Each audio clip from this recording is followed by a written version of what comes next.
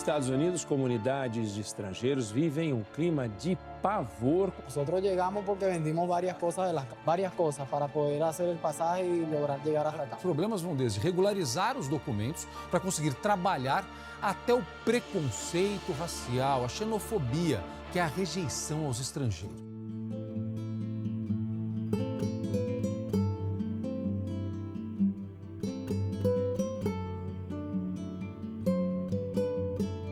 Assim, a separação com minha família foi difícil.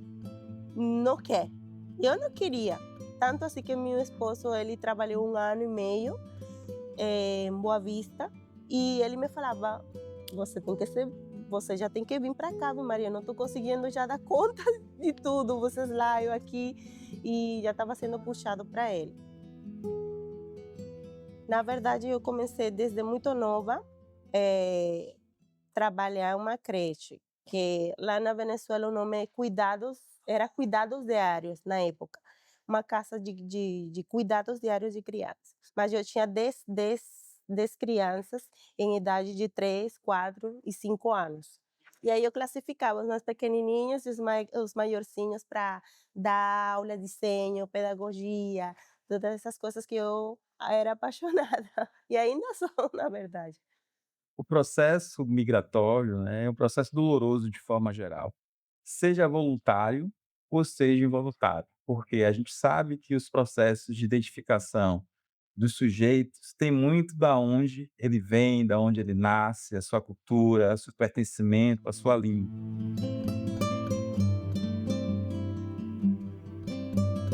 Então essa ruptura migratória, e friso, voluntário ou não, é sempre um processo doloroso para quem parte, mas também para quem fica. O processo de chegada ao Salvador foi muito bom. Eu cheguei um ou 2 dias antes do carnaval, então a cidade ela estava preparando-se para receber o carnaval. Então teve muita gente de todo mundo, então a gente não se sentia estranha, não, porque é assim.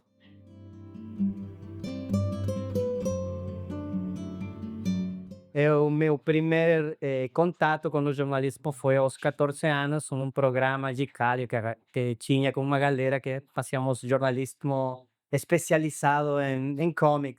Mas também porque meu pai ele é jornalista e minha avó ela é escritora, então tem uma relação particular com o jornalismo, com a qualidade, com a política.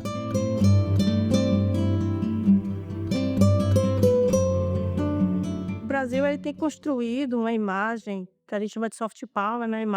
Projetar uma imagem externamente de um país muito acolhedor, um país com uma economia que tem se estabilizado aqui na América Latina e que, por conta disso, ele pode vir a acolher e inserir esses migrantes do sul global.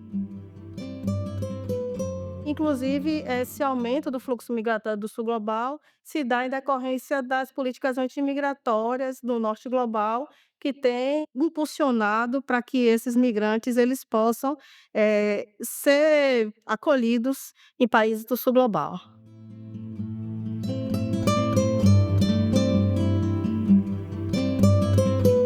O cenário com a presença de imigrantes e refugiados aqui em Salvador, ele é um cenário de diversidade, né? Diversidade, de imigrantes de diferentes nacionalidades, diferentes línguas e culturas. Então é um cenário bastante rico, né, sob o ponto de vista cultural.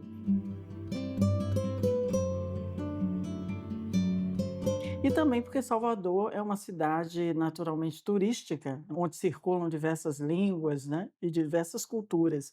É um cenário muito, rico.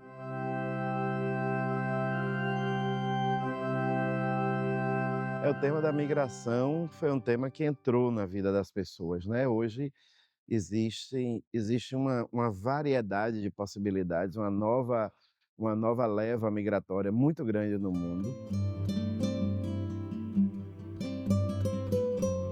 Então esse tema sempre foi muito caro ao Papa Francisco. Logo depois de sagrado Papa, de eleito Papa, a primeira viagem que ele fez foi justamente a um porto na Itália que recebe migrantes e refugiados, né. Então, essa palavra com relação aos migrantes foi sempre muito forte, volta agora com o Papa Leão, na Dilexit, que foi a primeira, exortação apostólica, o primeiro documento oficial do Papa Leão sobre os pobres, né, e que tem como tema os pobres e a predileção da igreja por eles.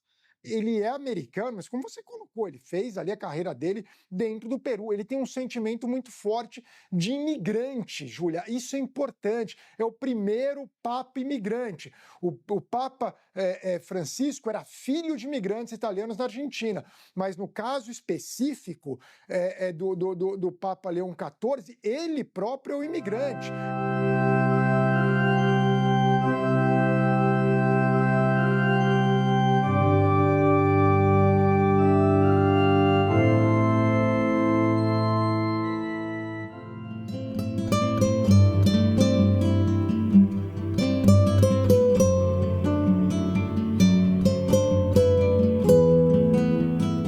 Essa primeira migração foi a migração da África, né? Foram as pessoas trazidas escravizadas para cá.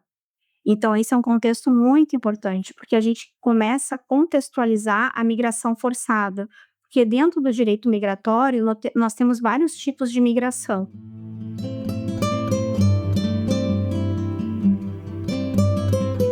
Então, esse é um contexto muito importante, porque a gente começa a contextualizar a migração forçada, porque dentro do direito migratório nós temos vários tipos de migração. Aí eu falo direito migratório incluindo o refúgio também.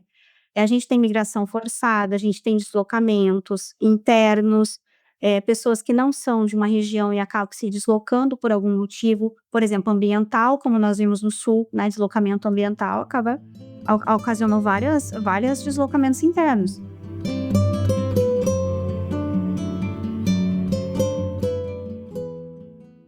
O Brasil é um país formado por imigração no seu nascimento, e mais de 500 anos depois a gente ainda tem alguns problemas em relação a isso, porque o que é que ocorre aqui, no contexto mais prático da rotina da cidade? A gente tem aqui Salvador, que tem um carnaval forte, um São João forte, e aí a gente faz campanhas para trazer turistas para a cidade e tal, todas essas questões.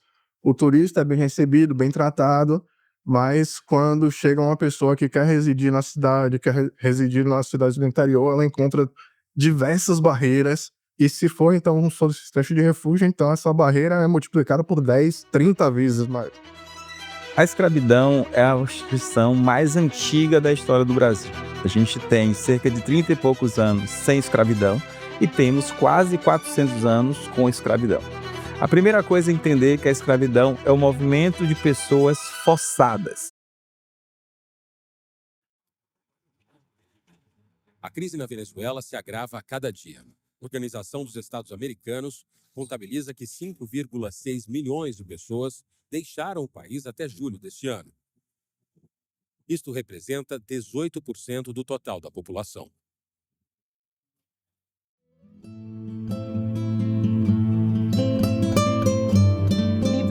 Naquela época, a gente só vivia e pensando, né? Ou seja, como as coisas estavam complicando cada dia mais e quão difícil estava sendo a situação. E aí era horrível.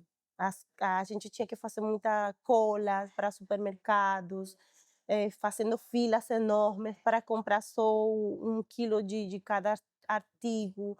Era complicado isso. Eu não estava conseguindo comprar os alimentos para meus filhos, tudo bem difícil, na verdade. E aí ela falei assim com minha mãe, a gente vai, porque...